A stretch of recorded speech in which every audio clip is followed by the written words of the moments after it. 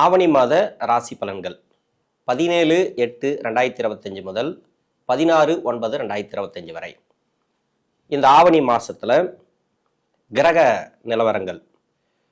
மிதுன ராசியில குரு, கடக ராசியில சுக்கிரன் புதன், சிம்ம ராசியில சூரியன் கேது, கன்னி ராசியில செவ்வாய், கும்பத்துல ராகு பகவான், மீன ராசியில சனி பகவான் வக்ரம்.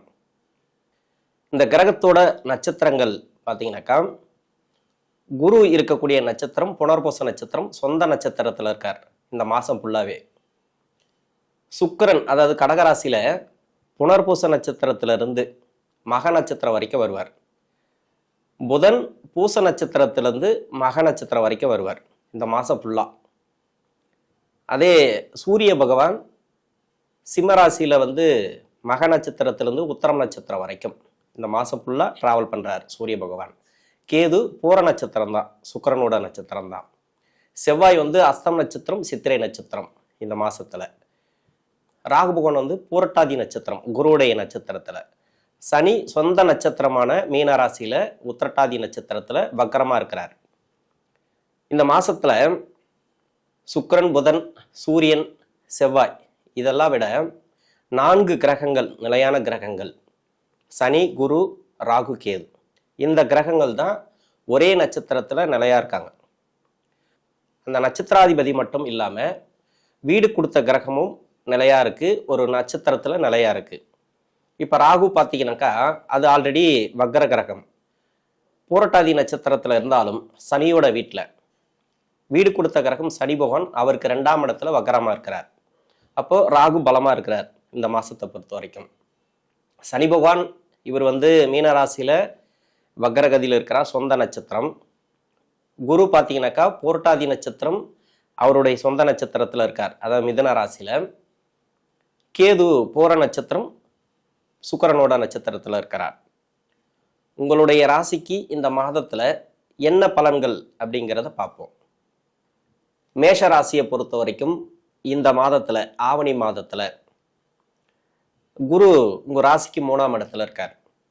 படிப்பு, வேலைவாய்ப்பு, திருமணம், தொழில் இதை பற்றி பார்த்தோம்னால், படிப்பு அப்படிங்கிறது படிக்கிற காலகட்டத்தில் ஒரு 20-24 வரைக்கும் மேல் படிப்பு, அதாவது உயர் படிப்பு, வெளிநாடு போய் படிக்கக்கூடிய முயற்சி பண்ணக்கூடிய நபர்கள், இவங்களுக்கெல்லாம் கொஞ்சம் நல்லாவே இருக்கும் அப்படின்னு எடுத்துக்கலாம். என்னதான் இருந்தாலும் இந்த மாதத்தை பொறுத்த வரைக்கும் ராசியாதிபதினு சொல்லக்கூடியவர் செவ்வாய் 6ஆம் இடத்துல மறையக்கூடாது. ஆனால் அவரே அஷ்டமாதிபதியாக வர்றதுனால நல்லது.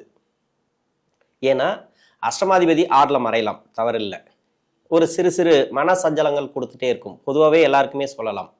வேலை வாய்ப்பில் இருக்கிறவங்களுக்கு, திருமணத்தில் முயற்சி பண்ணக்கூடிய நபர்களுக்கு, திருமண பந்தத்தில் இருக்கக்கூடிய நபர்களுக்கு, தொழிலில் இருக்கிறவங்களுக்கு எல்லாருக்குமே ஒரு சில மனசஞ்சலங்கள் இருந்துகிட்டே இருக்கும். ஏதாவது ஒரு டவுட் வந்துகிட்டே இருக்கும், மன அழுத்தத்தை கொடுத்துட்டே இருக்கும் சின்ன சின்னதாக. உங்களுக்கு தசாபுத்தி சரியாக இருந்துச்சுனாக்கா பிரச்சனை இல்லை.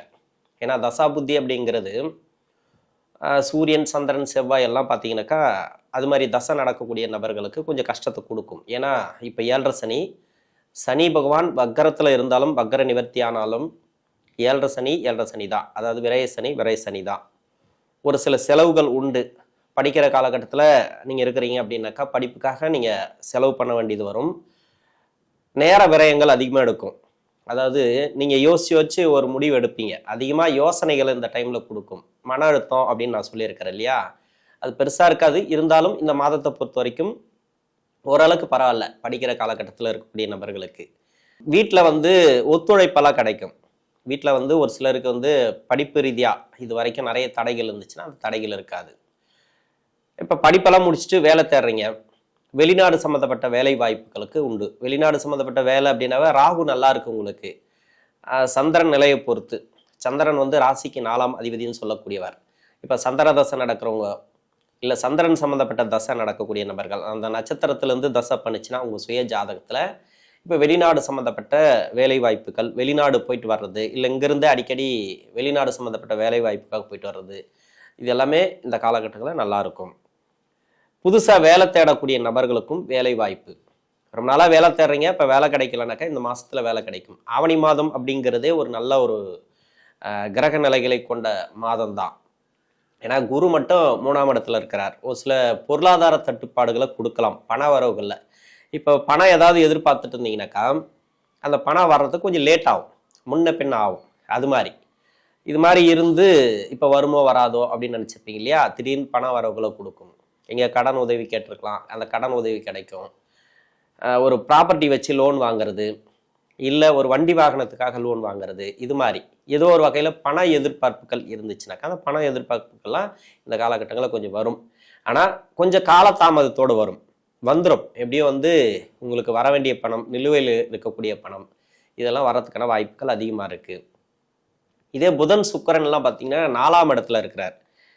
இப்போ வேலை வாய்ப்பில் நிறைய பேருக்கு மந்த நிலையை கொடுத்துருக்கும். சமீப காலமாக நிறைய பிரச்சனைகள் கொடுத்துருக்கும். 7.5 சனி ஆரம்பிச்சிலேருந்து அந்த மேஷராசிக்காரர்களுக்கு வேலையில் நிறைய ப்ராப்ளம். அதாவது ஒரு ப்ரொமோஷனுக்காக எதிர்பார்த்துருப்பீங்க, அந்த ப்ரொமோஷன் கிடைக்காம நிறைய கஷ்டப்படுவீங்க. அது மாதிரி இருக்கக்கூடிய நபர்களுக்கு வேலை வாய்ப்பில் நல்ல ஒரு முன்னேற்றம். 4ஆம் இடத்துல ஒரு கிரகம் இருக்குது அப்படின்னாக்கா, சுப கிரகம் இருக்குது அப்படின்னாக்கா, ஏன்னா இந்த ராசிக்கு 2-7 குடையவர் தான் இந்த சுக்கிர பகவான். இது பெருசாக கெடுக்கிற கிரகம் கிடையாது, ஆனால் கொடுக்குற கிரகமும் கிடையாது. அந்த நட்சத்திராதிபதியை பொறுத்து, அந்த நட்சத்திராதிபதி பார்த்தீங்கன்னாக்கா புனர்பூச நட்சத்திரம் குரு, குரு நட்சத்திரத்துல இருந்து சனி நட்சத்திரம், அதுக்கப்புறம் புதன் நட்சத்திரம், இது எல்லாமே 3 நட்சத்திரத்தில் ட்ராவல் ஆகிறாரு. கூடவே புதனும் இருக்கார். அப்போ உங்களுக்கு புதனுடைய ஆதிக்கம் தான் அதிகமாகும். புதன் கொடுக்க வேண்டிய பலன்கள் தான் அதிகமாக இருக்கும். கூட சுக்கிரன் அந்த அளவுக்கு பலவீனம் ஆயிடுவார். இப்போ சுக்கிரன் கொடுக்க வேண்டிய பலன்களை விட புதன் அதிகமாக கொடுக்கும். அவர் 6ஆம் அதிபதி 3 குடையவர். நீங்கள் ஏற்கனவே முயற்சி பண்ணிட்டு இருந்தீங்கன்னாக்கா, இப்போ வேலையில் ப்ரொமோஷன் தேவை அப்படின்ட்டு, இல்லை இடமாற்றங்கள் தேவை அப்படின்ட்டு, ஏதோ ஒரு மாற்றங்களை எதிர்நோக்கி காத்திருந்தீங்கன்னாக்கா இந்த டைமில் உங்களுக்கு நல்லா இருக்கும், வெற்றி வாய்ப்புகள் உண்டு. ஏன்னா 4ஆம் இடத்துல இருக்கக்கூடிய கிரகங்கள் பெருசாக கெடுக்காது இதை பொறுத்த வரைக்கும். இதே 5ல் சூரியன் கேது. சூரியன் ஆட்சி வீட்டில் இருக்கிறார். கேது கூட இருக்கக்கூடிய கிரகங்களை எந்த கிரகத்தையும் கேது பகவான் செயல்பட விடாது. பூர்வ புண்ணிய ஸ்தானத்தில் ஆட்சி பெற்று இருக்கக்கூடிய சூரியன் சுப செலவுகளை நிறைய கொடுத்துட்டே இருப்பார். தேவையில்லாத செலவுகள், ஏன்னா விரயத்தில் சனி இருக்கிறார். தேவையில்லாத செலவு அப்படின்னாக்கா பசங்க மூலியமாக செலவு, ஒரு சில பூர்வீக சொத்துல இருக்கக்கூடிய பிரச்சனைகள், அதாவது யாராவது சகோதர சகோதரிகள் வழியில் பூர்வீக சொத்து மூலிமா பிரச்சனைகள் ஒரு சில பேருக்கு வரலாம். அப்படி இல்லை உங்கள் சொத்து, சுய சம்பாத்திய சொத்து, ஒரு ப்ராப்பர்ட்டி மூலிமா இருக்கக்கூடிய பிரச்சனைகள் ஏதாவது ஏற்படக்கூடிய வாய்ப்புகள் அதிகமாக இருக்கும். பசங்க மூலிமா நிறைய செலவுகள், அது அது தேவையான செலவா தேவையில்லாத செலவா அப்படின்றத நீங்கள் பார்த்துங்க. தேவையில்லாத செலவு அதிகமாக இருக்கும் இந்த மாதத்தை பொறுத்த வரைக்கும். வீண் விரயங்களை இந்த காலகட்டங்களில் கொடுக்கும். திருமணத்துக்காக முயற்சி பண்ணுறீங்க. திருமணம் அப்படிங்கிறது என்னன்னாக்கா 2-7 குடைய கிரகம் மெயினாக பார்க்கணும். சுக்கிரன் குருவையும் முதல்ல பார்க்கணும். குரு 3ஆம் இடத்துல, அது ஒரு மறைவு ஸ்தானத்தில், ஆனால் சொந்த நட்சத்திரம் இருக்கார். அப்போ பலமாக இருக்கார் அப்படின்னு எடுத்துக்கலாம். இந்த ஆவணி மாதத்தில் திருமண ரீதியாக நிறைய பேர் முயற்சி பண்ணியிருப்பீங்க. ஆடி மாதத்தில் முயற்சி பண்ணியிருப்பீங்க. இதுக்கு முன்னாடியெல்லாம் நிறைய முயற்சிகளை பண்ணியிருப்பீங்க. நிறைய தடைகளை கொடுத்துருந்தா இப்போ அந்த தடை இருக்காது. ஆவணி மாதத்தில் நிறைய பேருக்கு திருமண ரீதியாக கன்ஃபார்ம் ஆகும். லவ் சம்மந்தப்பட்ட திருமணங்கள் கன்ஃபார்ம் ஆகிறதுக்கான வாய்ப்பு இருக்குது. ஏன்னா 7.5 சனி போயிட்டுருக்கு. விரைய சனியாக இருக்கிற காலகட்டத்தில் நிறைய பேருக்கு லவ் சக்ஸஸ் ஆகிறதுக்கான வாய்ப்பு இருக்குது. இப்போ 29-30 வயசுக்குள்ளெல்லாம் ஒரு சில பேர் லவ் பண்ணிட்டு இருப்பாங்க, கல்யாணமே பண்ணாமல். அவங்கெல்லாம் திருமணத்துக்கு இப்போ கேட்டிங்கனாக்கா வீட்டில் ஒத்துழைப்பு கிடைக்கும். லவ் மேரேஜ் பண்ணுறது, அரேஞ்ச் மேரேஜ், எல்லாமே இந்த திருமணம் சார்ந்து எடுக்கக்கூடிய முயற்சிகள் வெற்றி வாய்ப்புகளை கொடுக்கும். அதுலேயும் 6ஆம் இடத்துல செவ்வாய் மட்டுமே ஒரு சில தடைகளை கொடுத்துட்டே இருக்கும். செவ்வாயும் நம்ம பார்க்கணும் மெயினாக. தொழில், இந்த தொழில் செய்யக்கூடிய நபர்கள் பெரும்பாலும் பார்த்தீங்கன்னாக்கா விரயத்தில் சனி, 12ஆம் இடத்துல சனி, தேவையில்லாத செலவு. இப்போ வக்கரமாக இருக்கிறாரு, ஓரளவுக்கு ரிலீஃப், அதாவது 7.5 சனி கொஞ்சம் விடுதலை கொடுத்துருக்கு, கொஞ்சம் ரெஸ்ட் கொடுத்துருக்கு அப்படின்னு சொல்லலாம். உங்கள் சுய ஜாதகத்தில் சந்திர தசை, செவ்வாய் தசை, ராகு தசை, சனி சம்மந்தப்பட்ட தசைகள் ஏதாவது இருந்துச்சுனாக்கா, இது மாதிரி சனி சம்மந்தப்பட்ட ராகு, அதாவது சந்திரன் செவ்வாய் எல்லாம் பகை கிரகங்கள். இப்போ இந்த மாதிரி தசை நடக்கக்கூடிய நபர்களுக்கு, புத்தி நடத்தக்கூடிய நபர்களுக்கு இப்போ தொழிலெல்லாம் பண்ணிட்டு இருக்கீங்கன்னாக்கா அந்த தொழிலில் கொஞ்சம் விரயங்களை அதிகமாக கொடுக்கும். தேவையில்லாத ஒரு கடன் வாங்கக்கூடிய சூழ்நிலை கொடுக்கும். ஒரு சில பேர் கடனை எதிர்பார்த்துருப்பீங்க, ஆனால் கடன் கிடைக்கும். எப்படியும் பார்த்தீங்கன்னாக்கா 7.5 சனியில் நீங்கள் கேட்குற இடத்துல கேட்ட மாதிரி உங்களுக்கு பண வரவுகளை கொடுக்கும். ஏன்னா உங்களுக்கு நிறைய கடன் பிரச்சனைகளை கொடுக்கணும் அப்படின்றதுக்காக, கடன் பிரச்சனைகளை உங்களுக்கு உருவாக்கணும் அப்படின்றதுக்காக நிறைய உங்களுக்கு கேட்ட இடத்துலலாம் பணம் கிடைச்சிடும் 7:30. ஆனால் அதை திருப்பி கட்டுறதுக்கு தான் உங்களுக்கு நிறைய கஷ்டத்தை கொடுக்கும். அது மாதிரி உங்களுக்கு தசாபுத்தி சரியாக இருந்தால் ஓகே.